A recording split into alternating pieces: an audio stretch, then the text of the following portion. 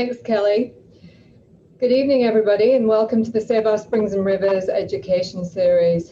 Thank you for joining our local experts as they discuss the challenges and benefits of instituting low-impact development strategies into our structures and community design.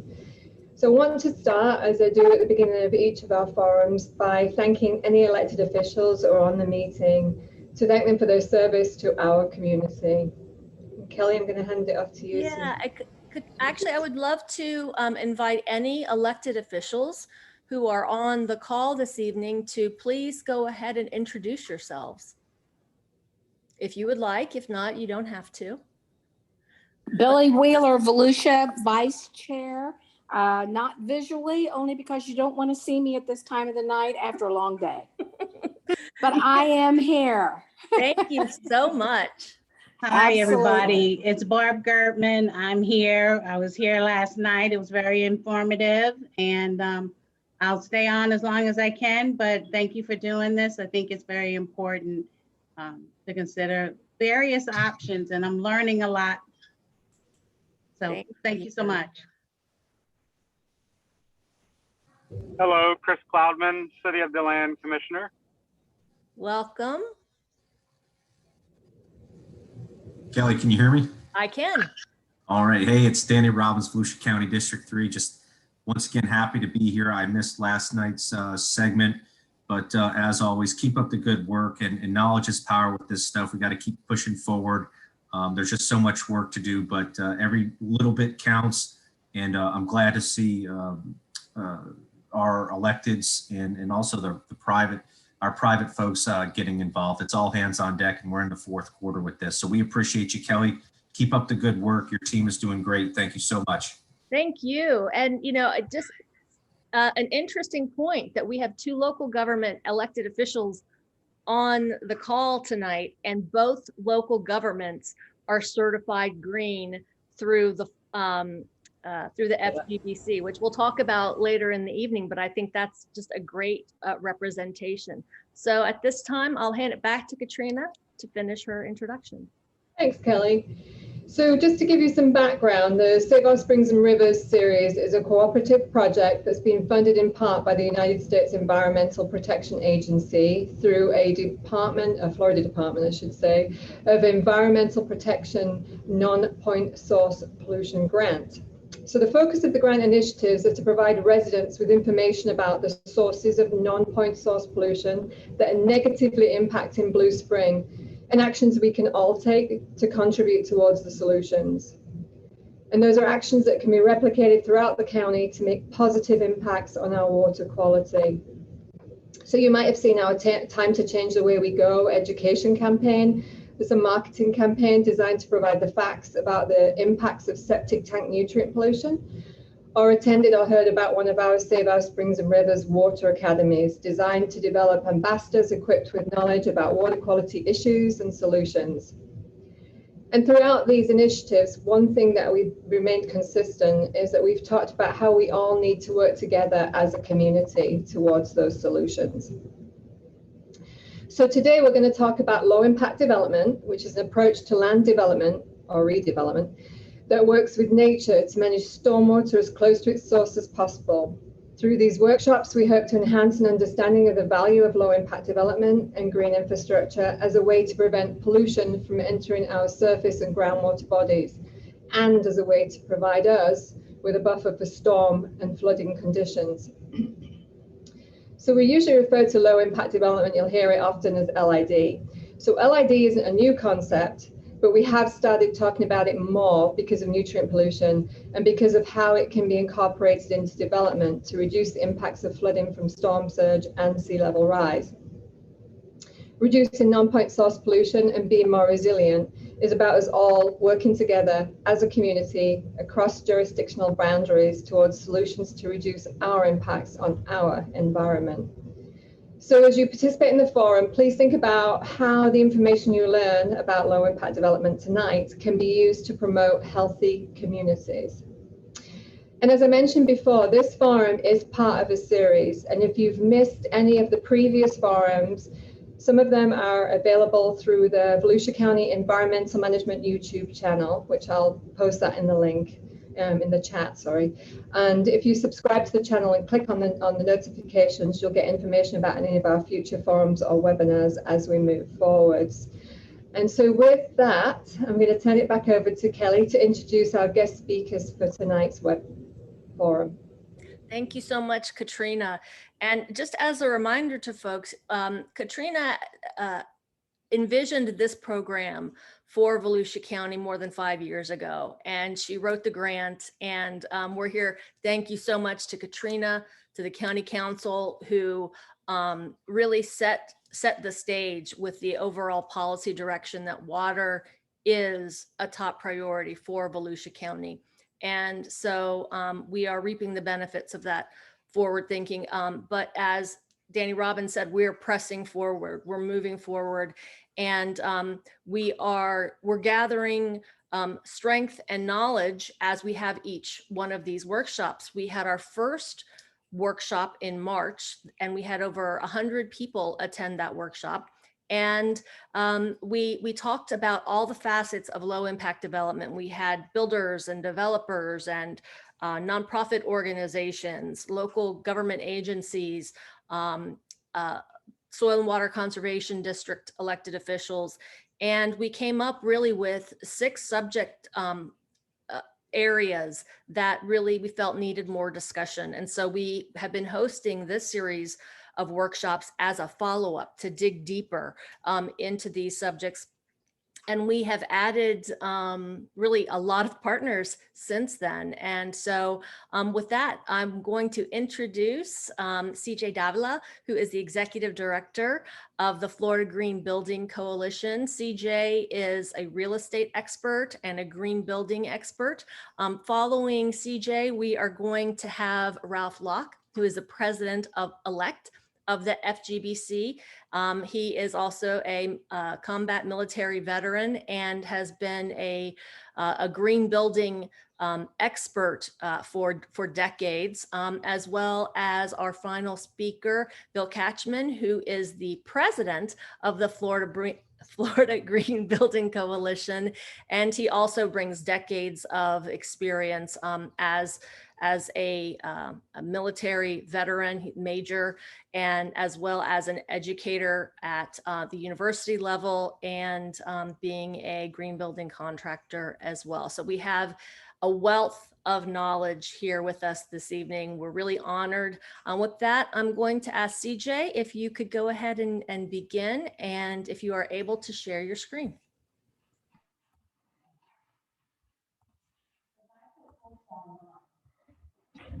Thanks, Kelly. Can you guys see the screen? Yes, we can. Thank you. All right, great.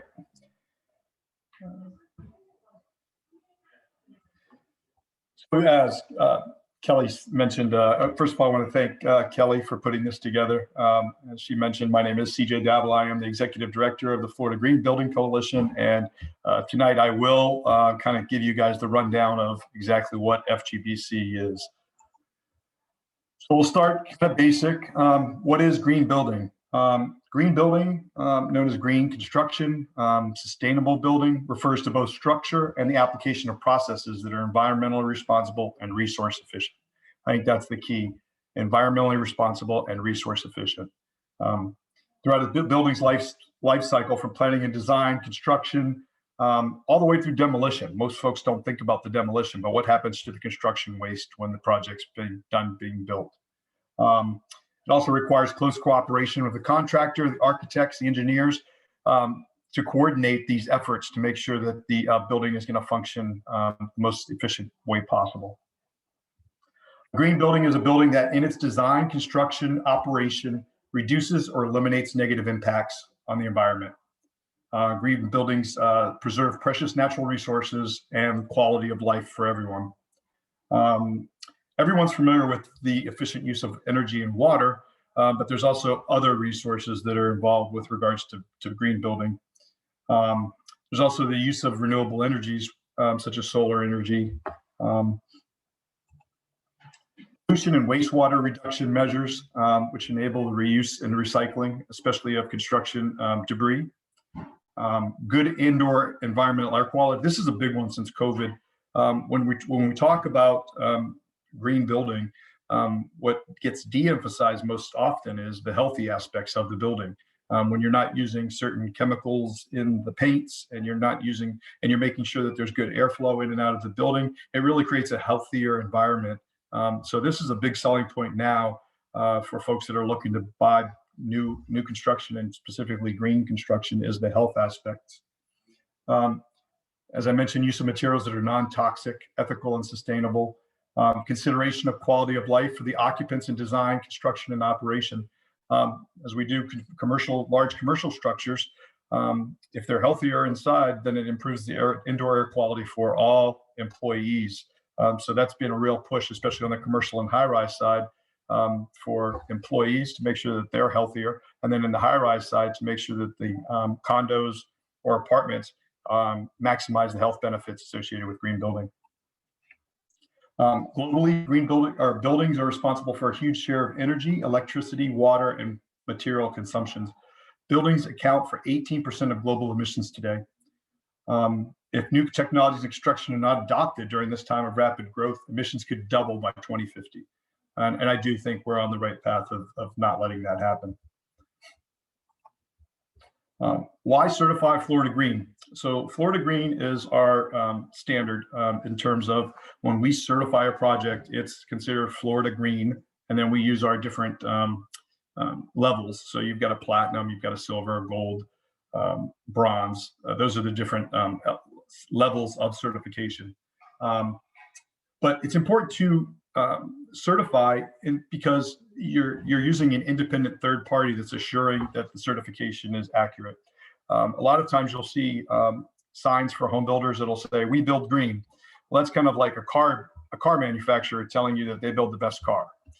There's really no entity that's telling you that that is accurate.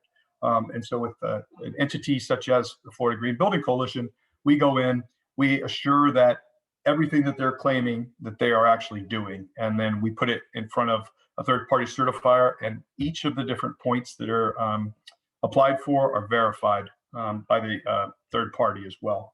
But we look at different areas. We look at energy performance, water conservation, the site conditions, healthier homes, as I mentioned, materials, and then the big one as well is disaster mitigation, which everyone's calling resiliency now. We call it disaster mitigation because I think it cuts to the point of what we're really trying to do in terms of building structures that are going to withstand hurricanes and tornadoes and all of the increased flooding that we have associated with climate change. So the benefits of certifying, as I mentioned a couple times, indoor air quality for the home buyer, energy and water savings. This is big actually right now, especially in the senior community. We've been doing a lot of affordable housing specifically for seniors, and they love the fact that because they're on a fixed income, they know exactly what their water and electric bills are going to be. And so they're really pushing it from a monthly finance perspective. From the builder, you differentiate your homes from the competition. Green homes are viewed as better quality, and they increase customer referrals. And it also enhances market value.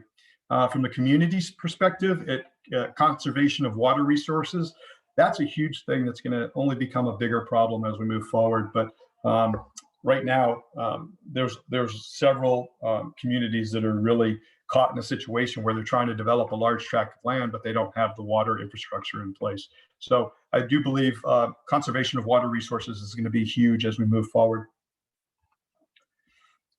In Florida, you have a choice. FGBC is one of several entities that certifies green buildings, and I'll go through those in a second. But what makes Florida Green Building Coalition a little differently is that we only certify within the state of Florida. Our standards are built around the environment here in the state of Florida. And as such, that's why we don't go outside of the state of Florida. Florida is very unique in terms of our topography, our climate, our challenges with regards to disasters. And so we feel that our standards work best within the state of Florida. As I mentioned, the climate specific criteria, if you'll notice in the map here, you'll see that, Florida is very unique. Yes, there's some parts of Texas. Yes, there's some parts of Louisiana and Mississippi and Alabama, but it's not the whole state. If you look at Florida, the whole state is basically very similar in terms of a climate zone. So that's why we feel that our certification process works the best within the state. As I mentioned, there are several other certification companies that are out there in the marketplace. You've got Green Globes, which is more of an international certification. The National Green Building Standard, which is backed by the Association of Home Builders. And you've got the U.S. Green Building Council, which is the most recognized brand, the LEED certification. As I always tell everybody, it's really what you're looking for. If you want a house that's going to really work within the framework of Florida's environment, it's going to cost you a lot less. It's going to be a lot more functional here in Florida. I would go with FGBC. If you're looking to have nationwide attention on your property, or if you're going to build several projects with it that cross over state lines, you're probably looking at USGBC or GBS. If you're going to go international, you might want to go Green Globes, but it really depends on what the consumer is looking for. They're all great brands. With over 25,000 certifications and registrations to date, FGBC is the largest certifier of green homes in the state of Florida. And it's not even close. It's by a large margin. So we've certified more homes in the state of Florida than any other certification entity. And Florida Green, as I mentioned, are the only standards developed specifically with Florida in mind. We are a nonprofit, which is a huge resource for the public. We don't try to make money. All of our funds go into our mission and to reassure that we're making a difference within the community and specifically in the state of Florida. As a nonprofit, we have a board of 21 members all throughout the state, from Tallahassee all the way down to Key West. Our senior leadership is Bill Kachman, who's our president, Ralph Locke, who's our president-elect. Volusia County is very fortunate to have these guys, and you guys are in a unique perspective for this year and next to have leadership of the Florida Green Building Coalition. Both reside in the county of Volusia. So we also have Barry Fask, who's our past president from Hollywood, and then Mary Tapuni is our treasurer. She's out of Jacksonville. But once again, the point of this slide is to really emphasize that we are statewide and we are made up of people, individuals from across the state who have come together to help spread the message of green building within the state of Florida. So as a nonprofit, as I mentioned before, there's several resources that I think are really important for the public to know. The first being our certified project search. You can go to our website, floridagreenbuilding.org, and I'll put that slide up later. And you can go to our search feature and you can pull up a project in any county. If you want to see all of the certified projects in Volusia County, you can click Volusia and you can do all projects and it'll show every project that's certified green in Volusia County. All the homes, it'll have the level of certification. It'll have when it was certified, who certified it. And that goes for all across the state. So it's a great tool and it's open to the public. As I mentioned, since we are a nonprofit, a lot of these resources are available just by going to our website. FGBC has developed 5 standards in which to certify projects. Homes are single family and multifamily homes, so that's apartments or single family homes. Land developments are large land development projects. I'll go into that later. And then local governments are cities and counties, and we do commercial buildings, and then we do high-rise buildings as well. Single family homes. I've broken this out by county in East Central Florida. So you've got in Volusia County, there's 280 homes that are certified through FGBC, 81 in Flagler, 210 in Seminole, 1,600 in Orange County, and 268 in Brevard County. So 5,503 homes certified through FGBC in East Central Florida. As I mentioned before, land developments. Land developments are overriding large developments. And so when they are following FGBC standards for the land development standard goes into what makes a community special, what makes a community sustainable. And a lot of it has to do with, is there a school that's within walking distance so that you can take parents and kids out of cars and have them walk to school? Do the streets have tree-lined streets? Is there walkable grocery store nearby? Is there entertainment options? Is there really things to energize the community, such as walking trails? And so each of these communities that you see listed here, Lakewood Ranch, Babcock Ranch, and Oakland Park in Orange County, not only are they sustainable, but they are destinations where people thrive and want to be. Lakewood Ranch is consistently one of the largest selling planned communities in the country, not just in Florida. And Babcock Ranch is right on its heels. It just broke ground a couple of years ago. Every structure in Lakewood Ranch, Babcock Ranch, and Oakland Park is certified Florida Green, including all the commercial buildings. Local governments, these are counties and these are cities. And in the East Central Florida area, we've got Volusia County, we've got Orange County, City of DeLand, and the City of Titusville are all certified FGBC local governments. And that's certification for Volusia County, and that's the certification for the City of DeLand. So did a great job working on their certifications and valued partners as we move forward. Some of our commercial buildings in the East Central Florida area, the Blue Origin rocket manufacturing, a lot of their buildings are top secret and they don't even like to talk about it, but this one here was public for public knowledge. That's their manufacturing complex. Orange County, we've had a couple ADA East, the Garden Building and the Oakland Park Amenity Center. And in Seminole County, a water plant. So it's the Markham Regional Water Plant was certified Florida Green. High-rise residential, we don't do a whole lot in East Central Florida just because of the nature of the communities that are involved. But if you see, we have done mostly senior living in Flagler, Palm Coast Landing, in Orange County, Amelia Court, Dwell at Lake Nona, and in Seminole, Garden Park and Heritage Village, which are both senior living. So the way our certification process works is if you will go to our site as well, once again, we talk about resources. If you go to the certifications and if you go to homes or local government or whatever you're interested in, commercial buildings, you'll find a checklist. And these are the checklists associated with the point system that allows for our certifications. So in those checklists, you'll see every point given to a project that is a point that is given to become green. And so if you'll look at this example that I've given here, this is the energy category.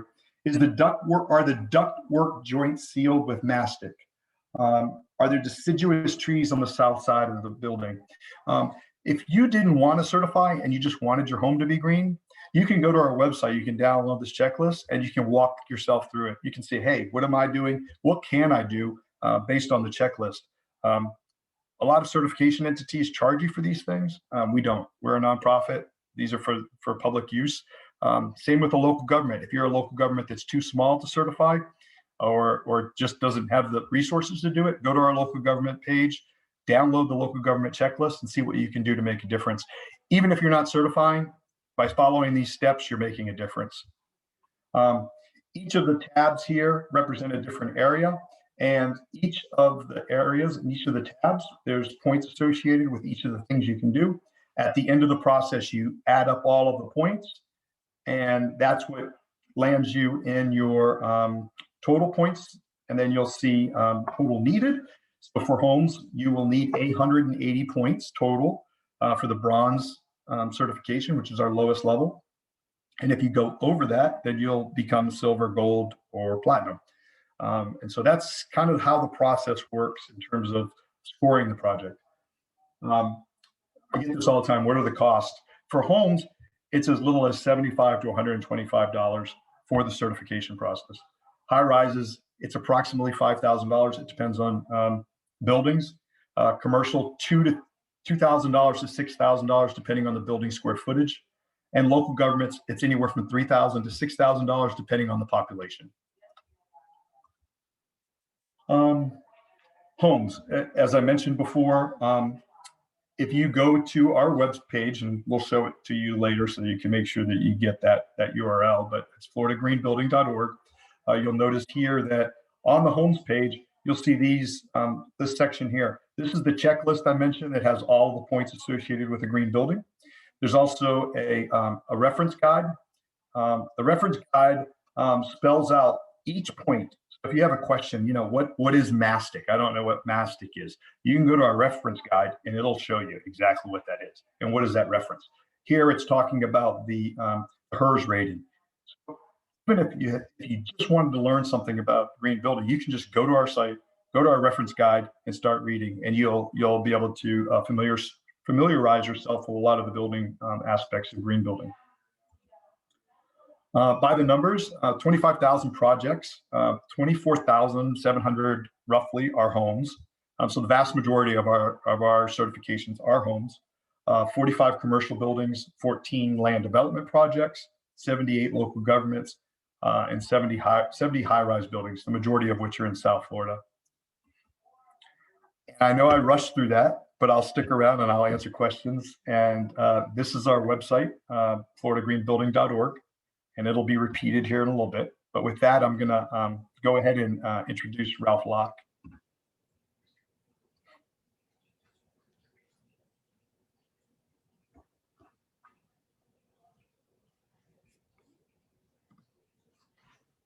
Ralph, are you on? Sorry. Yeah, sorry, I was muted. No worries. Okay, I'll tell you when to change the slides. Okay. Good evening, ladies and gentlemen. I'm Ralph Locke.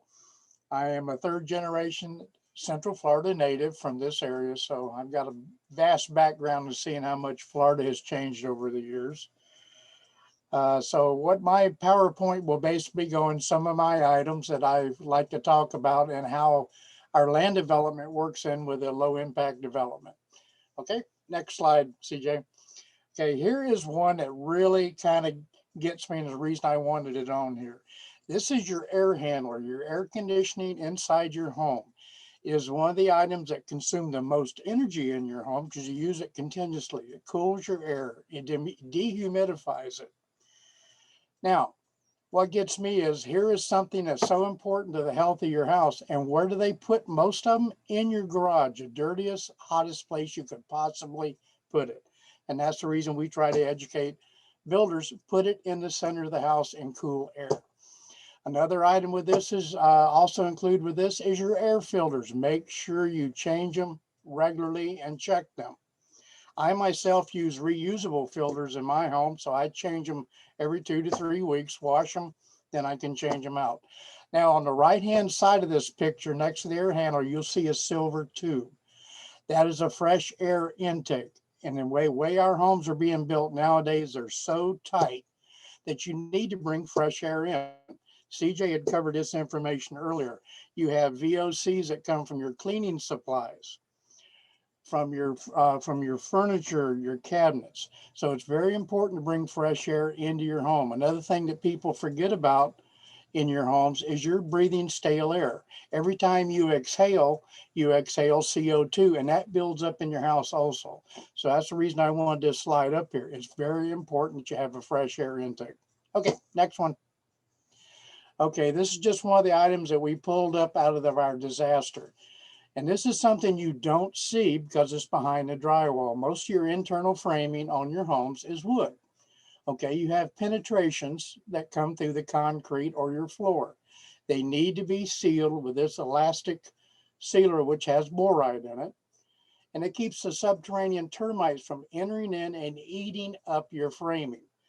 I can tell you from experience, and I probably got pictures everywhere of where we went in and renovations years ago, and the termites came up around your pipes and just eat the 2x4s to death. So the renovations actually cost the homeowner more money.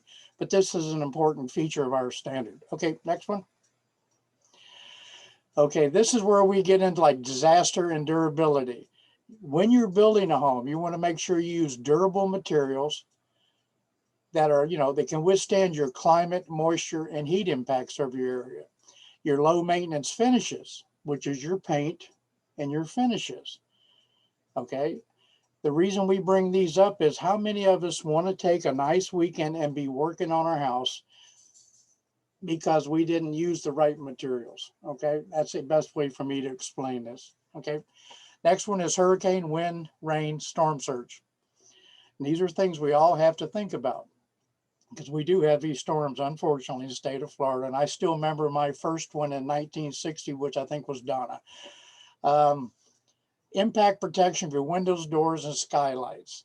Now you can either put, plywood over your windows or your doors.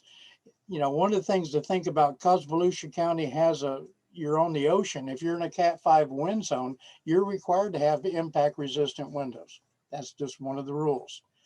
Garage doors, these are something people think about. Most are not impact resistant, but you can have a wind bracing kit installed on the back of your garage door, which will up the wind resistance of your garage door and keeping your structure from being, wind taking care of it. Excuse me, I forgot the word. Okay, anchoring, something we don't think about. If you've got a shed in your yard, or even your air conditioner outside, it needs to be anchored where it don't become foreign objects flying around in the wind. Another thing that we really press on our green building standards is secondary water protection installed on your roof. We all, the vast majority of homes here in Florida have shingles on them, okay? They are good to 60 to 80 miles an hour. If those shingles come off, you want a secondary water protection to keep the water from getting inside your structure. Okay, and we'll be going this providing added protection. I'll be going on this in a slide in the future here. But what it is extra strapping and structural that's put in around your trusses to keep the wind from uplifting your roof. Okay, next one. This is the one we're just talking about. Now, this was a project we taught the builder how to do it. It's a peel and seal that you put down before you put your shingles down. That way, if the wind does blow them off, this secondary protection keeps water from getting in your house. Okay, next one. Rain and storm surge. Now, this has been a big one. Even the state has come up with this one. You can install a safe room. It's a little expensive, or at least pick a spot in your house that's safe, like a hallway or bathroom, because we do have tornadoes. Something to think about. Unvented attics are the only way to go nowadays. Years ago, we had vented attics. They accumulated a lot of heat, which increased our energy bills. Go with unvented attics. Attached garage and exterior door protection or impact resistant. We've talked about that on a previous slide. Next one. Now, raised slab or pier foundation. We all can have access or know about the 100-year floodplain. This is very important. Your finished floor level must be at least 24 inches above that 100-year floodplain. Very important. Now, another thing is the bottom of the slab or first floor should be at least 8 inches above the dirt around your home. Very simple. Garage floor, another important one is a garage floor. If you have an attached garage, it must be 4 inches below and be properly sloped to any water it does exits under the door. Next slide. I see a question here. Wouldn't a unvented attic trap heat? If under green building, to answer that question is when you go to a closed attic, you're adding extra insulation under the roofing deck. So it actually stays as cool as the inside of your house. Fire resistant design. Exterior wall cladding, that's important because we do have fires even next door neighbor's house. If something goes wrong and their house catches fire, you want to make sure your structure is fire resistant. And that's making sure that your catting outside is fire resistant, your roof covering, which shingles are not, but steel roofing, tile, they're fire resistant. Another item people don't think about is your soffit area. A lot of contractors use PVC soffit. They melt pretty quick under heat. If you use aluminum, metal, fiber, anything like that, that keeps the fire from getting inside your attic and causing more problems. Next slide. Okay, installed surge protection. I don't know if all of you in here in D-Land, but we had a heck of a lightning storm this afternoon and it was popping all around. I mean, you could add lightning protection to your home. If you have a metal roof, it's easy to ground that to the ground. The most simple thing you can do to your house is add a surge protector inside your circuit box that comes into your house. Electrician will charge you probably about $150 to come out and add that to your electrical box. And it will save you some money for some of the stuff in your house that a spike could destroy. Next slide. mold prevention. This is something as a home inspector I saw too many times. You know, wood unprotected, leaks in the house, then you have mold, and then getting the mold back out is a big deal. But in new houses now, they do a field applied treatment that keeps that from happening. Next slide. Okay, all these items that we talked about include safety protection, less maintenance, reduced insurance premiums if you turn it into the insurance under a 4-point inspection, and the cost benefits way outweigh what we're doing. Okay, next slide. Okay, now, at one time, this has been many years ago, but the state of Florida on a consumer page had what they called a wind mitigation outline that showed contractors how to reinforce your roof trusses and add extra structural supports if you had a gable house. And that went away, but now there is this Fortified for Safer Living, which you can go to them and you can get the specs how to reinforce your trusses, your roof, etc. So it's something to think about for future storms. Next slide. Okay, now we're going to go into low impact development. What I've tried to do is pick a few items from our land development standard that will go right in, works right in with the low impact development. Now, category 1, which we call protection, the development of land may be harmful to the wildlife. So preserving as much acreage of natural land as possible helps to mitigate the negative environmental aspects of development. And that was our protection. Our second item up on is P5, and that's restoring and maintaining land after development, which are also almost a lot of times invaded by exotic plants. And you have to restore to appropriate habitat, which are related to current soil and habitats, is a very important line item on our stuff. P6. Now, this is a big one. Site study. And the reason I say this is important, because, as much as I've listened back on this series, developers go in and strip everything clear. We don't need to do that. A little bit of extra site study will make a big difference where we don't have to destroy the whole site. Development design should be made to preserve valuable resources and natural features, which include your stormwater usage and how it's appropriated. Okay, see where I'm at. P8, next slide. Now, this isn't one of our land developments over in Winter Garden, Oakland Park.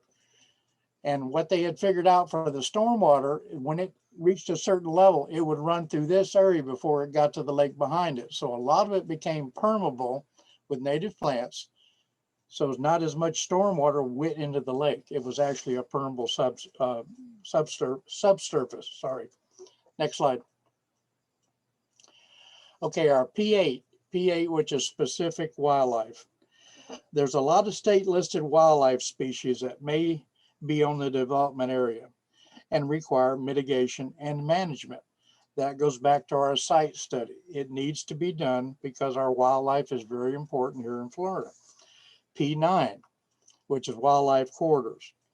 Again, a part of our site study, it's a part of our standard.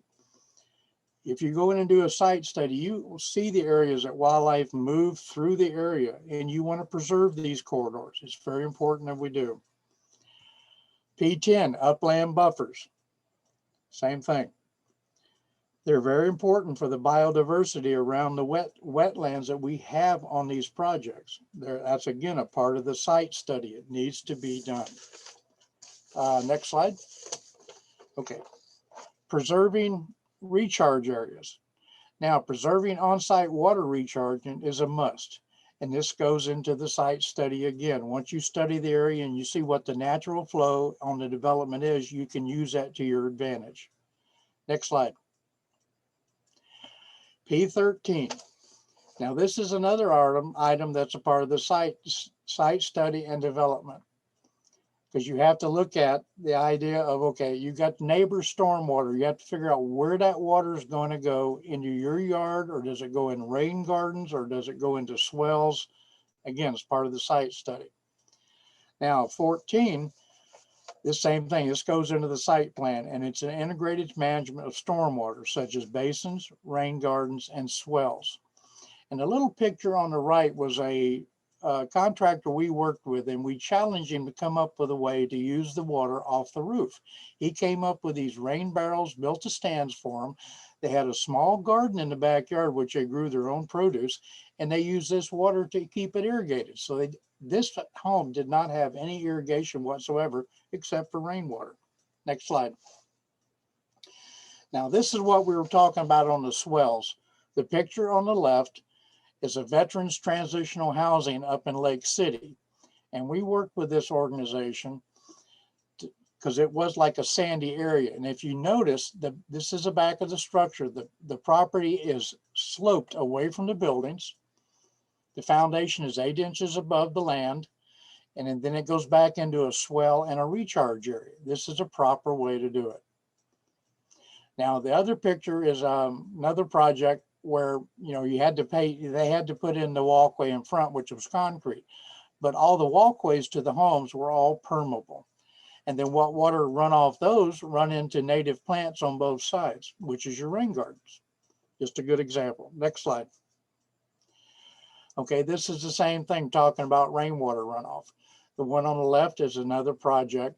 So the water came from the houses, went into these little rain gardens, and also took care of the trees that were growing. So they didn't require any outside irrigation. They used the rainwater runoff.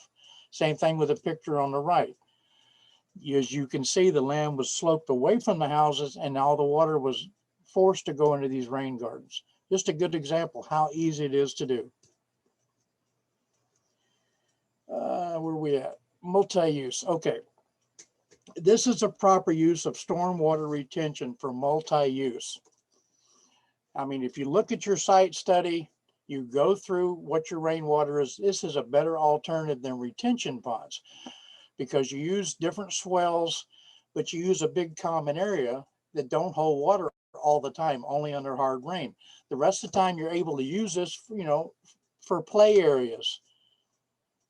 You know, people like to do stuff out in the field, play with their kids, have areas they can sit and do stuff. This is a proper way to do water retention. Next slide. And that's the end of mine. I hope I didn't go too fast for everyone, but basically this is everything that we include in our land development. And we've had this in effect for almost 20 years. So this is available. Thank you. Thank you, Ralph. That was outstanding. And, you know, while Bill is unmuting himself, I'll just point out a couple of things that really stood out as you tied in low impact development with green building, which is, you know, low impact is decreasing our footprint. So it can be decreasing our footprint in terms of space, having more open space, as well as water conservation and water quality improvement. And, you know, there are no federal or state rules that require developments, new developments or redevelopments to build to this sustainable standard.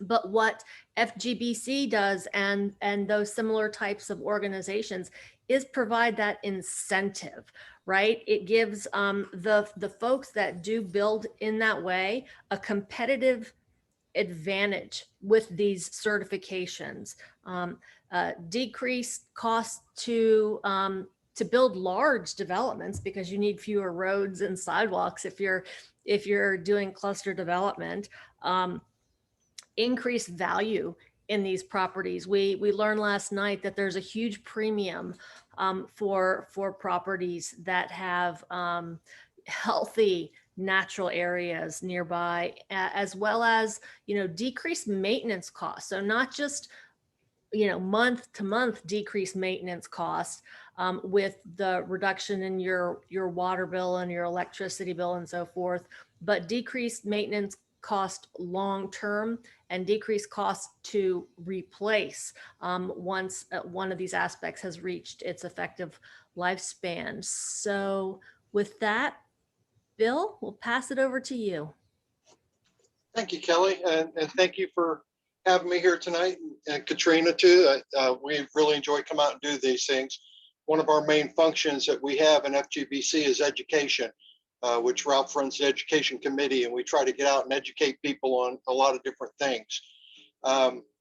Two little quick things I want to talk about. When Ralph was mentioning, or CJ was mentioning, you could go on and search our houses and our certifications we've done and everything.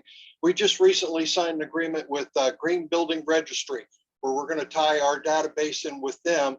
And you can go on a map and you can actually see all houses that are green built in the state of Florida. And they'll tell you who certified it, what the certifications were. And you can actually then go and have your real estate agent pull up from their database what those green features are, because we're going to tie our database into the Green Realtor LS, and all that will be open, because we want to be open as much as possible. We want people to see what they're getting and why they're getting it for. So that's the two things I wanted to bring up. Next slide, please. We talk about natural resources all the time. We boil these down to 5 different things: water, air, and food, which we all need to survive on; fuel that we use for creating our electric and driving our automobiles and doing the things that we need to do; and the materials that we build with. And so that's why we focus on those 5 things and the importance that they are in everyday life. Next slide, please. So what can we do to make our environment better for us, more healthy for us, and greener, as we say it? One of the things is we can do the status quo. Stop growth, don't let anybody into the state, put the National Guard up on the border. We didn't even do that with COVID-19, so I don't see that happening here. We have about 1,000 families per day migrating into the state of Florida, and we have to find a place to live for them to live, and we need to make sure that we build it correctly so that we will still benefit us and make this state the state we want it when we moved here, or those of us who were born here would like to see it stay. So we want to do that. Resources are going to start getting scarcer, and do we want to import everything into Florida? No, I think we'd rather have our own food grown here and keep farming going. And if we have to bulldoze all that land down, then we're going to have to import it from somewhere else, and it's going to probably be from another country, and we won't have control over it. And then there's those that just want to forget about it. Don't worry about it, don't bother me, or anything else. I don't think we can do that for our children and what we're going to leave to the people behind us. We always need to leave things better than the way we found them when we got here. Next slide. Why should I do anything? One, if I'm more energy efficient, I'm going to lower my monthly energy. And if I use less water, I'm going to lower my water bills. Water bills are increasing by day, by day, by day, because we don't have that much water. We've only got so much in the state, and everybody thinks, well, we just pump it out of the ground. Well, it's starting to get dry below ground, and we're going to have to worry about that in the future. The better you build your house, the more things that you do, and the better you document it, you can lower your homeowner insurance. And we fight insurance agencies here all the time since Andrew back in '92. Insurance agencies have just come in here and kind of controlled our state. We're starting to get more of them back in now. We need to start regulating and working with them. And one of the ways we can do that is to show that we're building stronger than a normal house, and they won't have the ability to say, well, no, it'll blow down a hurricane. Improved indoor air quality. We all want closed up houses. We don't want the hot air to get in during the summer, and what little winters we have, we don't want the cool air to get in. But we have to worry about what you have inside your house and what you're breathing in on a daily basis. So we can concentrate a lot on that. Improved durability, one of the things Ralph talked about. We look for products that will last. The sun down here with the salt air and everything tends to really wear things out, fade them, destroy them and everything. We look for materials that will survive for a longer period of time so that you don't have to do daily and weekly and monthly maintenance on everything. And we want it to last. We don't want it. All the houses here that weren't concrete block back in the 70s had what is it called, TW17 siding on it and everything. And if you see any of those houses now, it's rotted from the bottom up because of the moisture and the salt that's got to it and everything. T111, excuse me. And we're looking for materials that will do better than those when we build our houses. And that will lead you to less maintenance costs, not having to replace them or paint them all the time to get it. The greenhouses we're building now we're hoping to open up new markets to greater access for mortgage money. There are new green banks out there and they look for green certified homes, or if you're doing green improvements, there's money becoming available for you to use. And then of course, we're talking about increased value for resale when you want to go sell your house. Next slide, please. There's a study that just came out on green homes, and Freddie Mac research that just came out in April of this year shows that homes with energy high efficiency ratings sold for 2.7% more on average compared to homes that did not. Everybody asked me, if I have a green home, how much more is it worth than a regular home? And we've heard everything from 1 to 30%. I don't know. It really depends on the buyer, how much it means to them. Freddie Mac's saying it's 2.7%. Next slide. But this is one of the things that they inventoried with their customers, found out 89% of the buyers want an Energy Star rated windows. 86% of the buyers want an Energy Star rated appliances. 81% of the buyers desire Energy Star rating for the entire home. 77% of the buyers desire energy efficient lighting, and 77% buyers desire triple pane insulated glass windows. These are some of the most important features that we advertise and we work on in green homes, and some of the things I'm going to talk about in if you have a home that you're in right now, things that you can do. Now, we don't do triple pane windows here in the state of Florida. We don't need them. We don't have 30 below degree weather, and it won't help any with our cooling system. So we look at the home as a system, how everything works together. You know, everybody thinks, well, you've got energy, you've got water, you've got landscape, and you've got floors, and that's about it. But you got to tie those things together.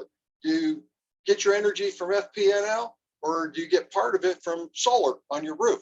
Can you mix the two together? Can I do one without the other? Those are some of the questions we look at and answering. Metal roof versus shingle roof, okay? Shingles, they can tell you they're 30-year warranty, but if you talk to anybody in the industry, they're saying 7 to 8 years on it. Why is that? They just had, anybody's got the Weather Channel on today, they showed a downburst in Texas that trees were leaning over like that and everything. Well, that's a once in a lifetime thing for Texas. That's something we get every afternoon during the summer, during thunderstorms here. We get 60 to 70 mile an hour winds with hail and everything else comes in.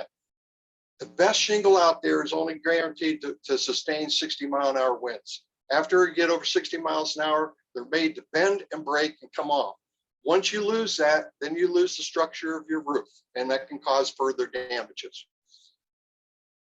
We talk about trees around the house. Why do we want those? More shade you have on a tree, the trees provide on your house. In the summertime, the cooler it's going to keep your house inside.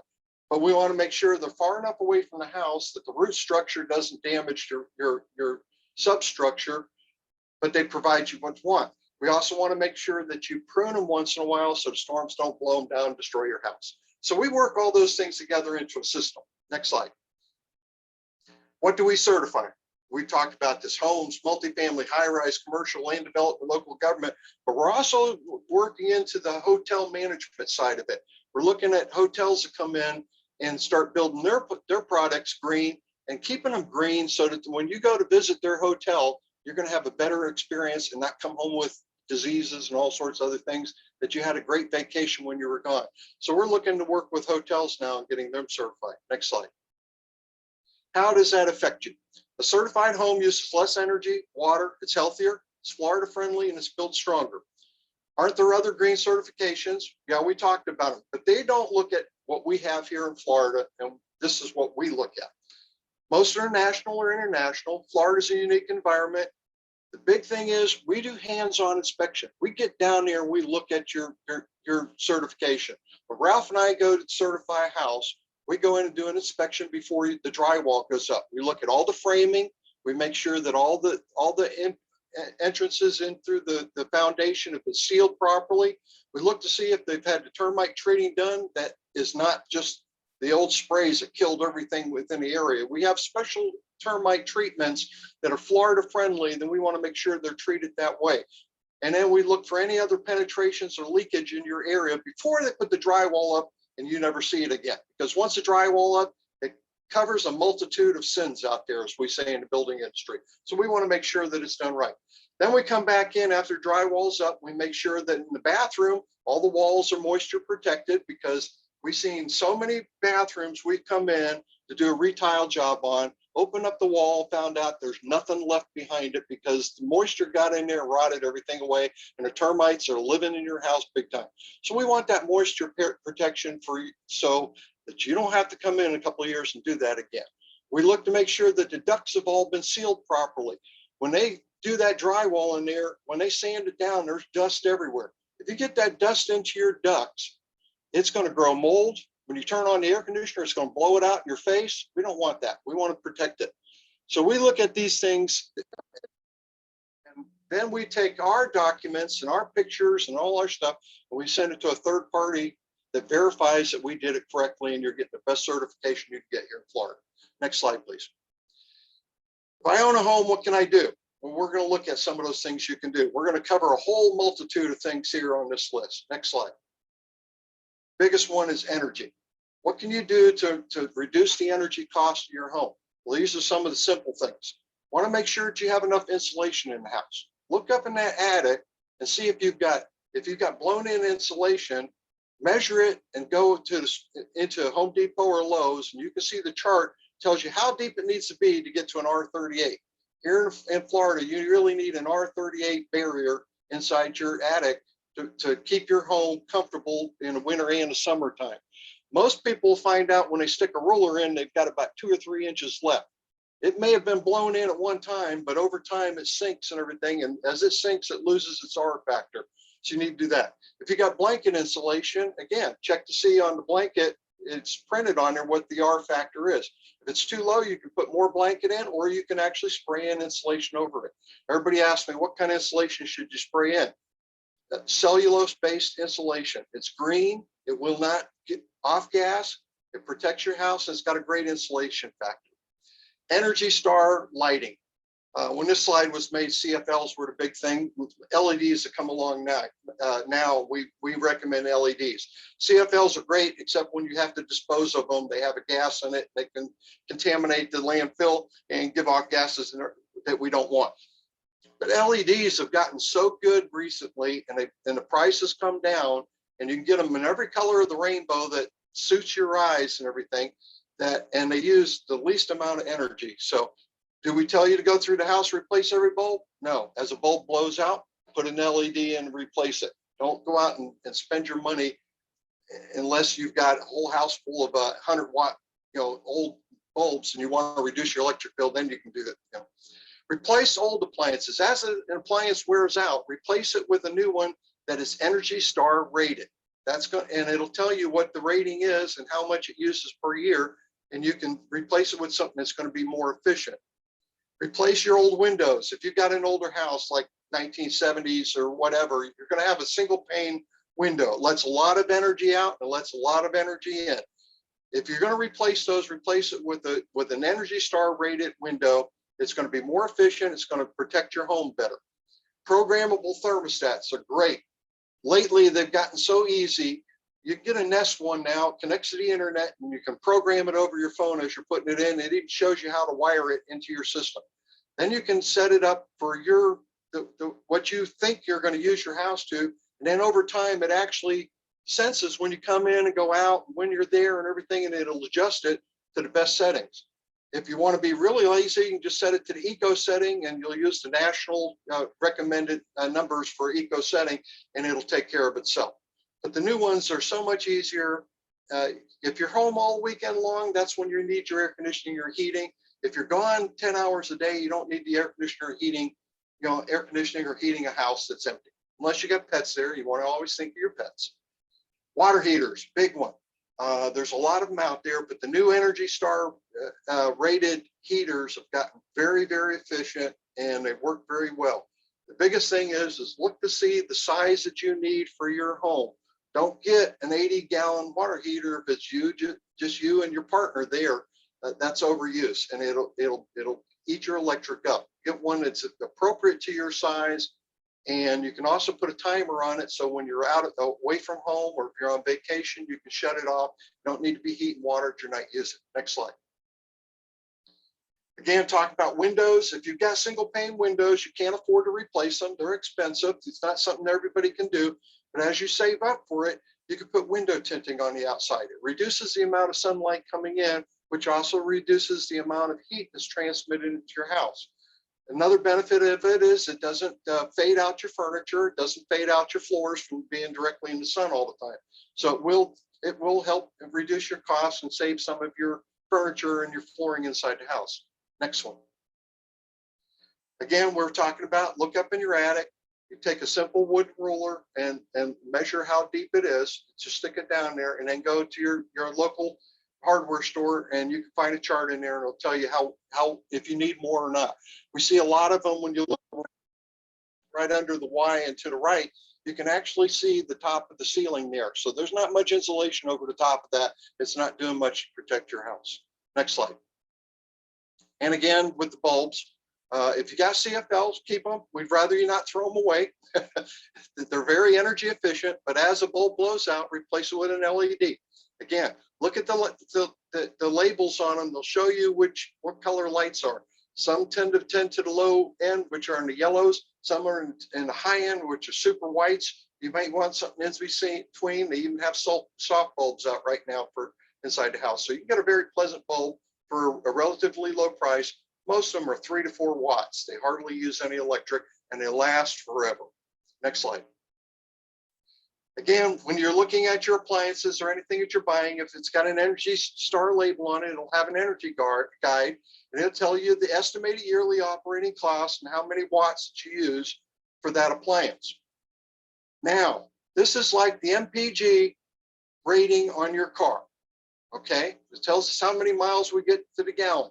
If you're a normal driver, if you're in normal use, if you got 3 kids and they like to go in and open up the refrigerator and spend all day to decide what they want, you won't get $67 in a year. It'll probably be $167. Again, we can put the greenest things into your home. If you don't use them properly, you're not going to get the advantage out of it. So same thing here. Use them properly, you'll get around the same usage out they're showing on this guide. But you can compare TVs and refrigerators. If you want something really efficient, then you look for the lowest number. If you want the most features, then look to see if the most features you can get for the lowest amount of usage, and you'll get the greenest factor. Next slide. Again, thermostats, there's everything out here. When we first put this slide together, there weren't a whole lot of them, but most of them now, they'll even work with Google or Siri, and you can program them through your phone. And as I say, most of the new ones, you can program through your phone. It'll show you the wiring diagram. You don't have to get an HVAC guy in to install it. If you really don't know what you're doing, have an HVAC person come out and install it for you and set it up for you. Excuse me. Next slide. Gradient barriers. If you got an older house and you've done the insulation up in your attic and you still got high bills because you got those dark black shingles that a lot of the HOAs are requiring, and they make your attic real hot and make your house real hot, you can do an inexpensive thing called radiant barrier, where it can be glued or stapled to the underside of your roof. And it will really, really, really reduce your electrical costs. It'll improve things a lot. Most builders now, good builders, put this radiant barrier on the inside of concrete block construction. It really opens up the R factor on construction. It's very inexpensive per foot. It's very easy to install. It has 1,000,001 uses. If you got an old lunchbox, the fabric ones and everything, you can take some of your cutoffs from this and line the inside of it, and it'll keep your lunch cooler for a longer period of time. Next slide, please. Paint colors, inside and outside of your house. We want houses on the outside and the inside to be 50% or better on LRVs. And what is LRVs? It's light reflectant value. Okay, it's how much light gets reflected back off your paint. There's 2 reasons for that. One, darker colors absorb energy, so they heat up and it's another heat source inside your house that you don't want. Same thing on the outside of your house. That darker it is, like dark shingles, is going to absorb light, it's going to absorb heat, and it's going to make it harder for you to cool and heat your home. So we want lighter colors. Also, studies show that lighter colors brighten your attitude inside the house and make a happier house. So use lighter colors. How do I find the LRV? If you're shopping for a color and it's not on the can, you can go to that manufacturer's website and pull up the documentation on it, and it'll tell you what the LRV is on it. So you can find it very easy. Next slide.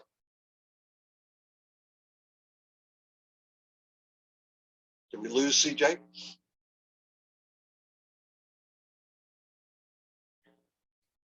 Uh-oh, there we go.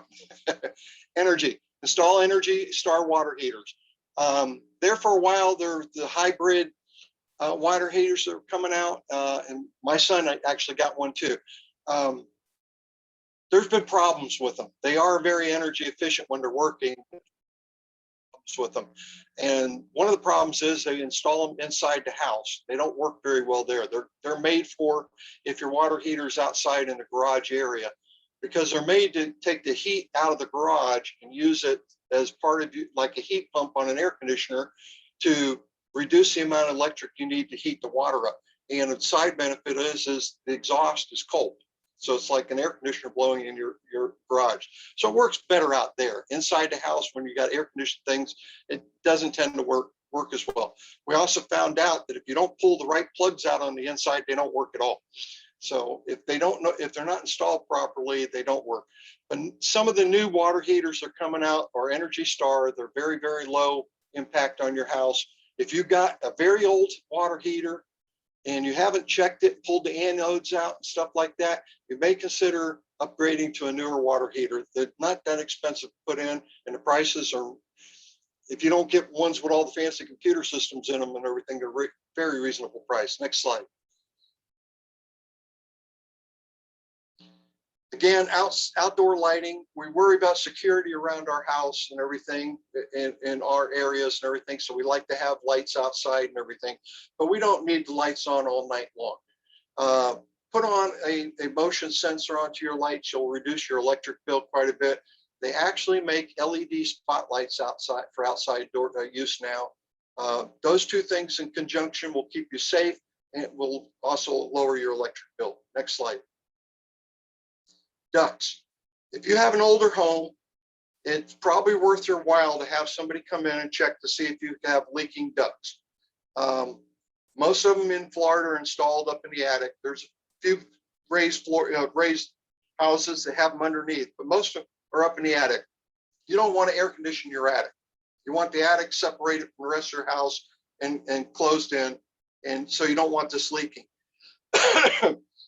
FPL and a few of the other places, you contact them. They used to do it for free. I don't know if they charge now, but it's not very expensive. You can also talk to some CAs and some HERS raters out there that will come do it. Do not let somebody come in and tell you that you have to have a blower door test to tell you through a duct blasting whether your ducts leak. It'll tell you if your ducts are leaking, but it won't tell you where it's leaking. You still got to go up and find it.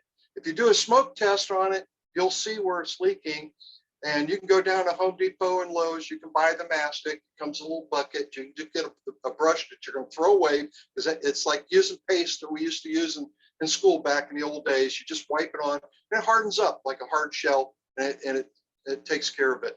Very simple and inexpensive thing that can save you a lot of money in your air conditioning bill. Next slide. Also, you can install timers on your water heater we talked about before. This, I would recommend you have an electrician installing it. You don't want to blow out your water heater, but you can set it so that the hours that you're not there, you don't need to be heating water.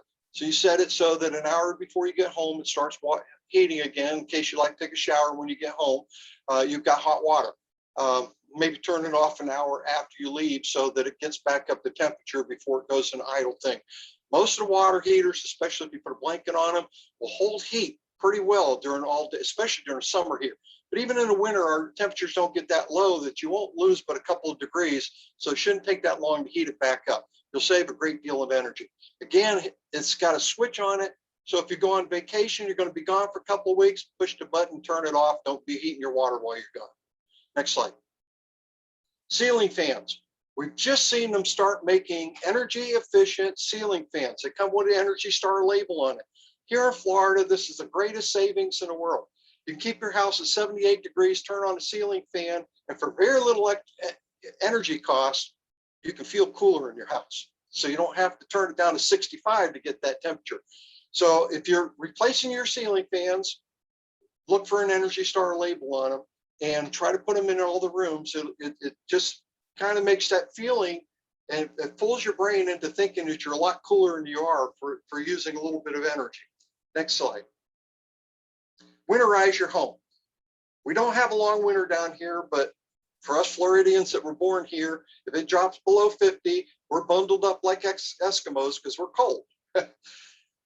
Look around your house, especially in the daytime, if the sun's against the area, turn off any lights you got in the house and the television on, and look for light coming in through your windows, not through the glass part, around the doors, around any openings that you have in and out of the house. That means that your weather stripping needs to be replaced. It's a simple method, keeps the cold air in, keeps the cold air out. HVAC vent covers and electrical covers. Those open up into spaces that we don't want to air condition or heat. They're blank spaces, nobody's living in them and everything. If you put the gasket on, they're about 25 cents each. It will prevent that air from escaping back into unused spaces that you don't want them in. It's amazing. You go through a house, a 3-bedroom house, you probably save $20 a month by replacing just those gaskets. Same thing if you got pot lights in your ceiling, you want to make sure there's gaskets. The question was asked before about closed up attics, about them heating up. If we keep the insulation in there and we keep the heat of our house and the coolness of our house out, they'll maintain an average temperature and we don't have to worry about them, and it will not affect the rest of your house. If you got your air conditioning leaking up through it, you're wasting energy there. And if you got your heat, which rises, leaking up through those holes, you're wasting energy and you're heating and cooling off a space that's not used. Next slide, please. Water saving tips. These are everything in the world to save you water. Very simple. If your toilet or your water faucet's leaking, you're wasting water. Nobody's using it. It's going down the drain. It's going out and having to be treated and everything else. It's wasted good water. So check to make sure that your gaskets are good, that you don't have any leaks. If you don't know how to fix it, then call a plumber to come in and do it. Over time, you wouldn't believe how many gallons of water you waste. Take a power shower. You know, like get up in the morning, you just want to wake up or everything. You don't need that full, 2-hour shower in there. Get in there, get your stuff done, get out. It's amazing, and I don't know. We found a way to do it, but it's not something that you can fix in your house. The new PEC systems we've designed so that no run is longer than 25 feet. The biggest waste in a shower is the moment you turn it on while you're waiting for the water to heat up. You can waste as many as 4 or 5 gallons of water waiting for it to heat up. On new houses, we pushed the new PEC system with the manifold system so that all lines are only 25 feet and you can get that hot water in a hurry.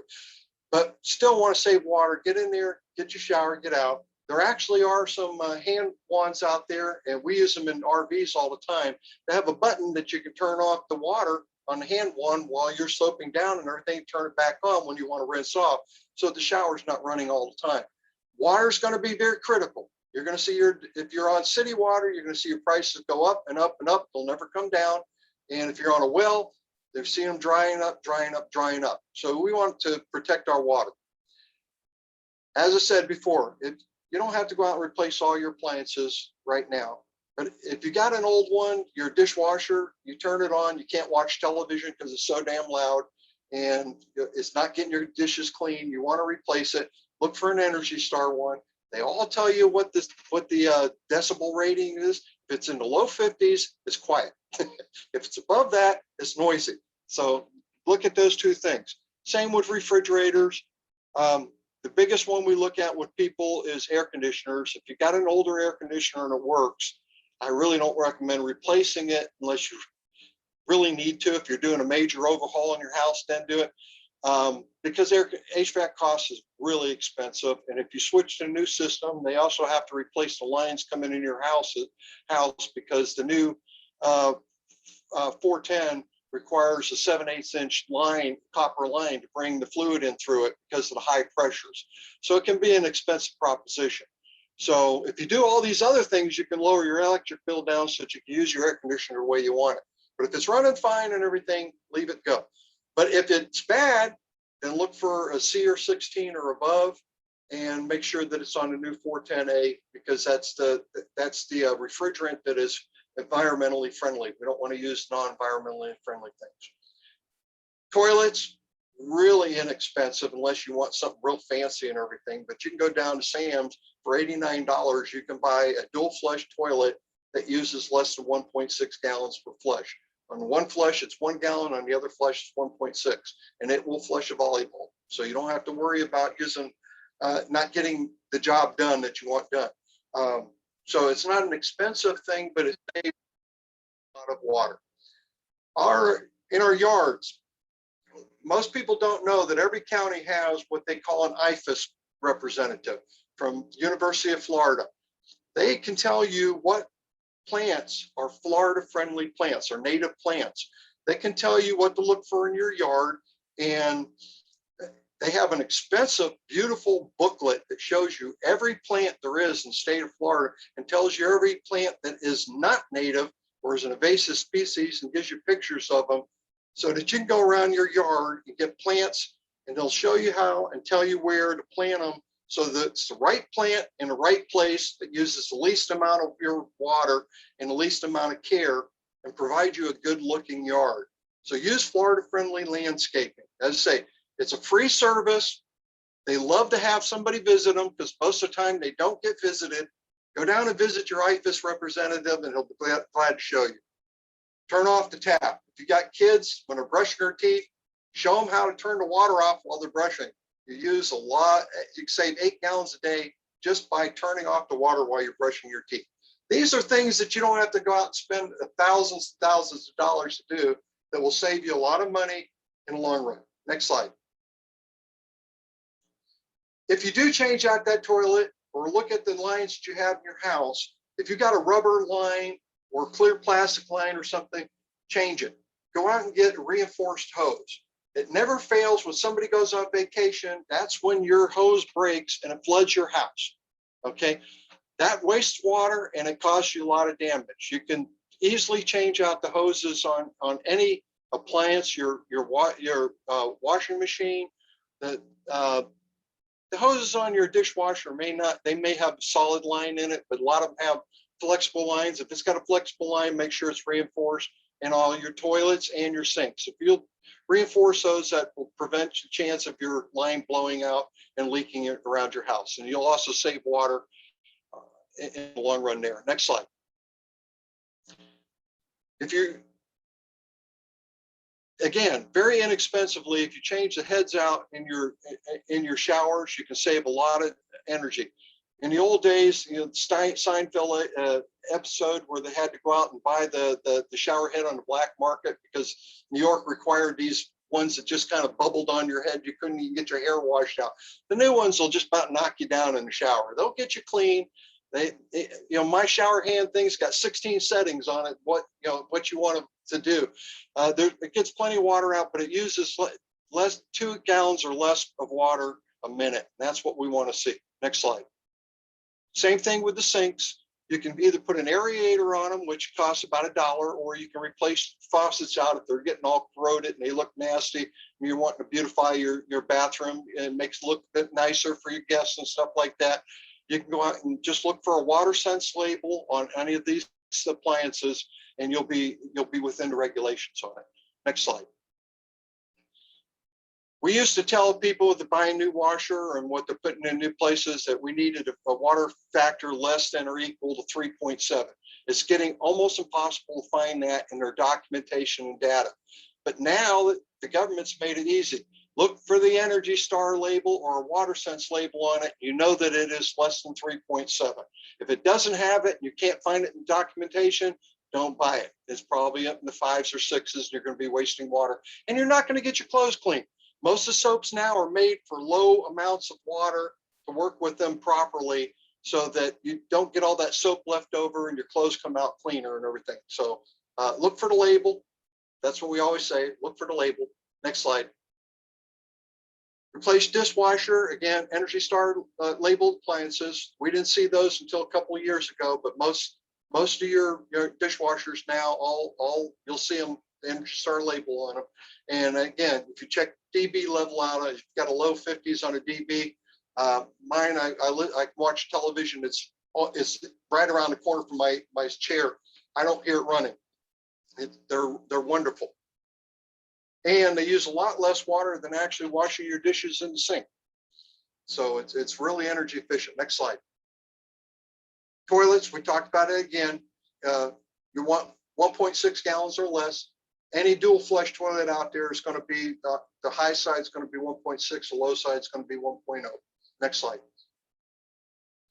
If you've got a sprinkler system, this is mandatory. This is code. You gauge that will shut off when it's raining outside, so your sprinkler system's not running. Easy way to check it. If it's raining outside and your sprinkler's on, it's broke. You need to replace it.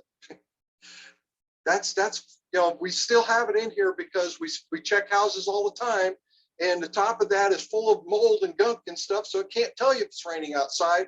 That means they're violating the law. So check it or replace it. Next slide. If you got a sprinkler system, put it on a controller, run it in zones, use the least amount. You can go on the St. John's Water Management District. It'll show you how to take a tin plate, how to measure how much water per over a time period that you need to properly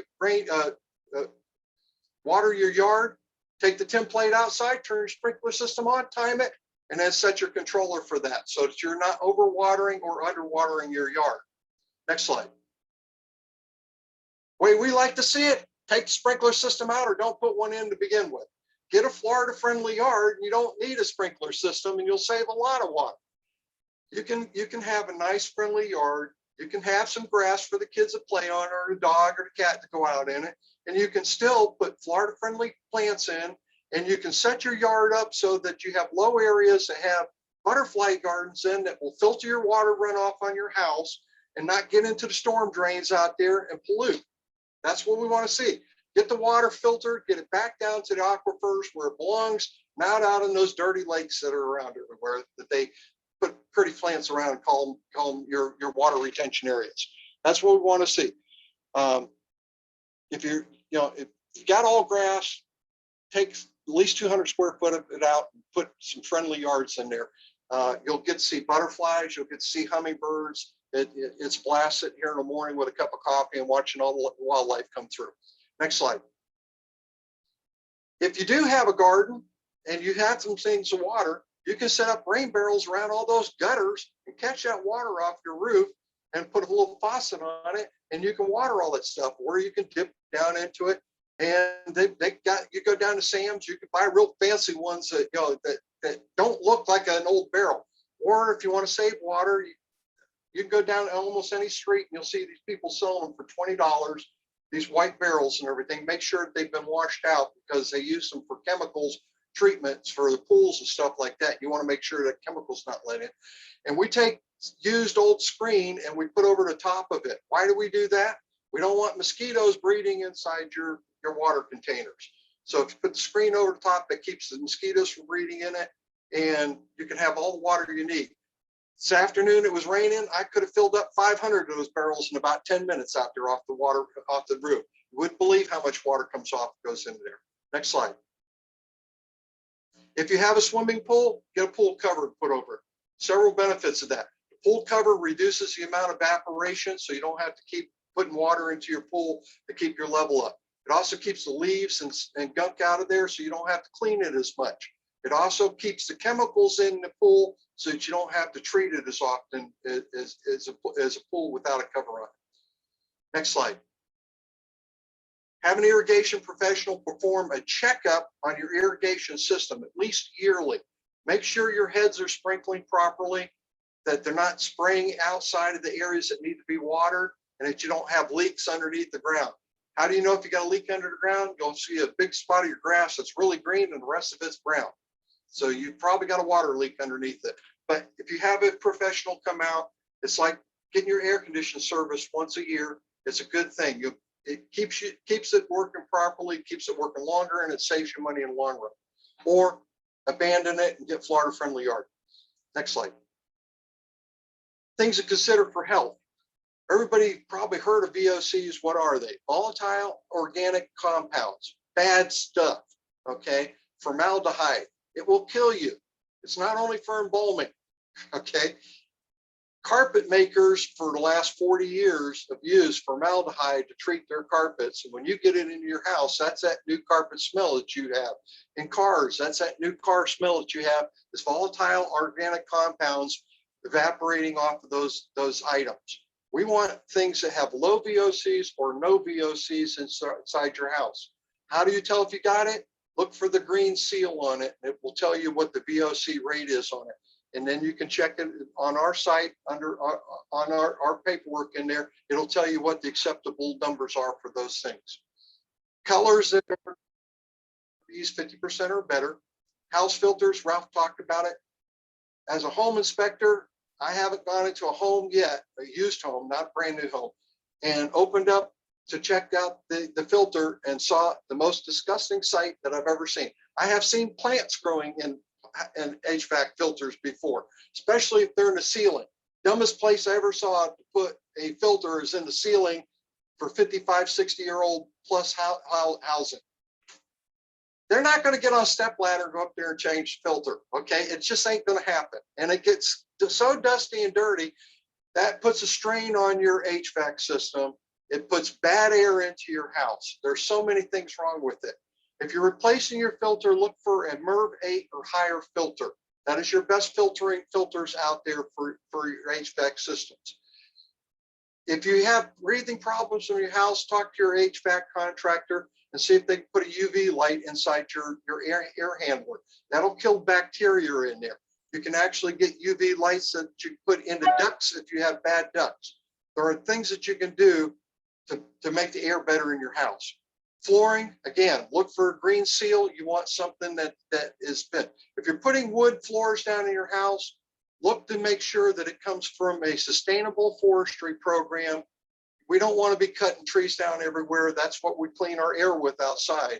We want them to do it responsibly and everything. So look for the green seal, or look for an EPA label on it that tells you that it's been inspected and it meets the requirements. Next slide. Things to consider for materials when you're buying the house. You want to buy them locally. Why do we want to buy them locally? Well, probably it's made for Florida, so it's going to be better material. It's going to be more durable. It's going to last longer. So we want that. Also, we don't want to buy something that we've used 1 million gallons of gas getting it here. Okay, we don't want something shipped from Vancouver, Washington, across the roads all the way across the country to get here. And it helps our local economy. So we want to make sure we buy it locally. Green certified. It's been checked. It's been verified for all these things that you're looking for. And also look for materials that have a recycling content in them, or that it is recyclable so we can use it over and over and over. We don't have to use new materials to make new materials. Next slide. How about survivability? This disaster mitigation we've been talking about. If your home was built in 1975 or earlier, and your roof is, and you're going to have to replace it pretty soon, expect big dollars. It has to be cut open, and they have to check to make sure your trusses are properly secured. Because in the old days, they didn't think about that. These downbursts and these hurricanes and these tornadoes, we found out the problem and all the destruction was uplift on those trusses and losing your roof. We're getting air into it that blew up the pressures in your roof. Once your roof's removed, you lost your house. Okay, so you want to make sure that if you don't know about it, you can have it inspected. If you got a good size attic, most people could crawl up there and tell you if you're properly secured. If you do that, get it documented, because you turn that documentation into your insurance company and get a reduction on your insurance rates. If you do need to replace a roof, consider doing a steel roof. Okay, it reflects heat back, it's more energy efficient, and it's a lifetime roof for you. The basic life on them was 40 years. Most of us aren't going to be around 40 years on it. As I say, most shingle roofs, even though they say 25, 30 years, 7 or 8 years is in here in Florida. Maybe up north they can get that, but down here you can't. Backup power supplies. If you don't have a generator, you need a generator. You know, you don't have to go out and buy that big expensive Generac thing. If you've got a generator, you can run a fan, you know, the ceiling fans, you can run some lights, you can keep your refrigerator cold. You won't be able to run your air conditioner, but at least you can survive after a major power failure in the area. We don't need a Cat 5 hurricane to have major power failures. We see that on a regular basis. We talked about safe room. In your house, think about where the safest place in your house is going to be. You want a room that does not have any windows. Preferably has at least 2 sides that face the outside of your house, or as centrally located in the house as you can get. Why? Your roof usually collapses from the inside out. I mean, from the outside in. So if you're in the center, you're probably going to be protected. Okay. If you don't have any windows, nothing can get in from the outside into you. Best place for most people is a bathroom. The old saying is, crawl in your tub, throw a mattress over the top of you. And you know, if a hurricane's coming through or a tornado's coming through. But think about where your safe room is. If you have a dedicated safe room, that's where you store all your supplies, your drinking water, your extra food, toilet paper, batteries, all those things. Then you know where to find them when an emergency comes up. They're always in the same place. Next slide. Education, education, education. We work on it, we preach it, we go out and do it as often as we can. Do the same thing. If you learn something here, tell your neighbor about it, okay? Educate the people around you. Gardens, we don't talk about gardens enough. If you go into the stores, I don't like what I see in there for products anymore. And then when I get them home and they're bad the next day, and I complain about it. 10 square foot will take care of most families. You can grow your lettuce, you can grow your tomatoes, your string beans, your onions, all those things for almost nothing. And guess what? It provides another place to filter the air outside. And it makes you happy to get your hands a little bit dirty and everything. There are different things. You can do it as easy as a couple of 2x4s on the ground, setting off a 10 square foot area, putting a weed barrier underneath it and getting some sod, all the way up to tower gardens where you can spend hundreds of dollars for them and grow them inside. If you're in a condo, we recommend the tower gardens. 3 of them is about 12 square foot of gardening thing. Best strawberries you ever had in your life come out of a tower garden. And so it's it. New products or procedures. When you're going to replace an item or you're going to do some work around a house, educate yourself. Get on the internet, get on YouTube, look at the procedures that for change. Even if you're not going to do it, get familiar with what has to be done so that you know how to check the contractor that's doing it. Look for what products that people are talking about on there that they like, that they've used and everything. I don't go by what the 5 stars are on their site because they probably paid all those people to say those things. I'm looking for the ones that are outside of the site on blogs and different Facebook sites and YouTube. You get on there and find out about it, but be prepared. Next slide. Get involved and tell others, spread the word. I'm glad to see some of our legislators here. We hope that some of the things we told you about are great today. I hope you were listening to the LID. We were talking last night about corridors and everything. I really wanted to speak up, but I didn't want to interrupt the realtors. But I grew up in West Palm Beach. I used to have to go in Okeechobee Road every day to get to schools, 12 miles. The north side of Okeechobee Road was a watershed area. In case the dikes broke on Lake Okeechobee, water went there and it didn't destroy our areas. Go down Okeechobee now and you see nothing but houses and condos as far as the eyes can see. We couldn't even hunt out there when we were kids, but it was the legislators that allowed that to do it. Don't allow these builders to talk you into building and tearing up our Florida areas and our watershed areas just so that they can build more houses. We talked about, you know, the cheaper for builders versus customer costs and everything. Babcock Ranch is a perfect example of a low impact development community that they've done it right. They're certified with green. Lennar has 400 people on a waiting list to have houses built out there right now. 400 people, okay?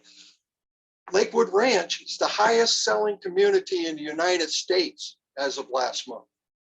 Alice Beach can't keep a house on the market.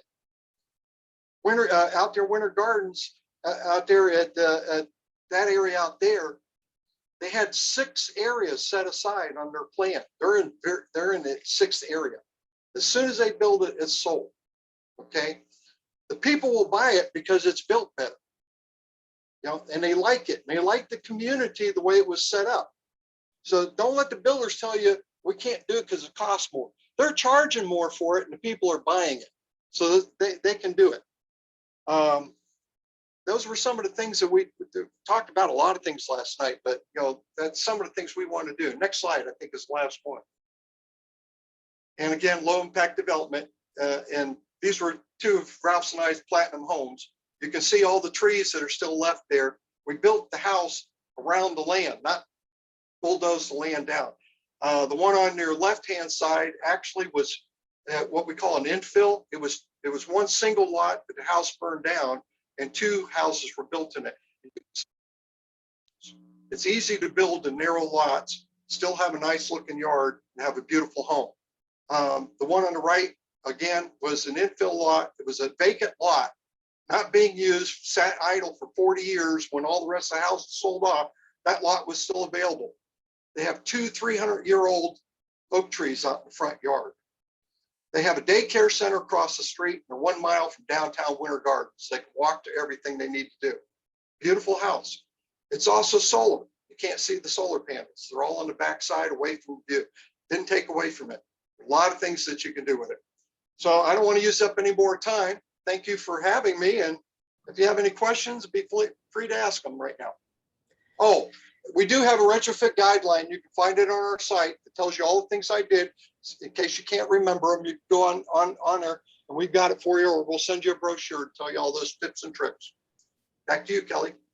Thank you so much, Bill. That was fantastic. And one of the things that I really loved about your presentation was you talked about planning for going green, and we don't have to do everything all at once, right? So we can be mindful, and we can do things in an economically reasonable way. And that was one of the if you're planning on greening your house, you've got an existing home, you want to green it, you don't know what to do, you get hold of a CA agent or a green home inspector. They'll come in and look at your house. They can sit down and figure out what your budget is. And we even set up with a lot of people a planned phase, where phase 1, you do this, phase 2, you do this, phase 3. You don't have to spend it all at once to get what you want done. You can do it over a period of time. But the idea is have an expert come in and show you what you need done and tell you how to do it. That's fantastic. And you know that one of the overarching goals of this particular forum was to encourage consumers to go green. So you've given us a great education on what we can do. You're allowing us to make choices that are economical and will save us money over the long term. And you're sort of empowering the local industries, right? So the builders who do these types of buildings or retrofits have a competitive advantage. And something that you mentioned about planning, and as a light bulb burns out, you replace it. You don't just waste all of the light bulbs that are still working. And that reminded me about the planning that Volusia County has done. One thing that Volusia County gets right is its long-term planning. In 2012, the county received a grant and drafted a sustainability action plan. And since then, the county's been tracking, its water consumption and energy consumption. In 2014, the county established a long-term water quality plan that is updated every single year. And that has led to reasonable assurance plans and fed into Springs protection plans. And then the county was able to join the Regional Resilience Cooperative, and the county has a resilience plan. And thanks to, you know, Katrina and this whole program, they did the calculation, and the county can actually receive credit for reducing their nutrients, nitrogen and phosphorus, into the water bodies by 6%. So that benefits the public works departments that actually have to be accountable, right, to the state for our you know, consumptive use permits and non-point source permits. So that was fantastic. And we do have a poll happening right now. And you know, every grant, you want to provide feedback. And so we have this poll. I see that most folks have voted. We're just establishing where people are calling in from, and we will be reporting that back to our to our grant makers here. So thank you all for doing that. Are there any questions for CJ, Ralph, or Bill? Yeah, Bill, we're seeing in the chat boxes, everyone's saying wonderful presentations, great information, great options.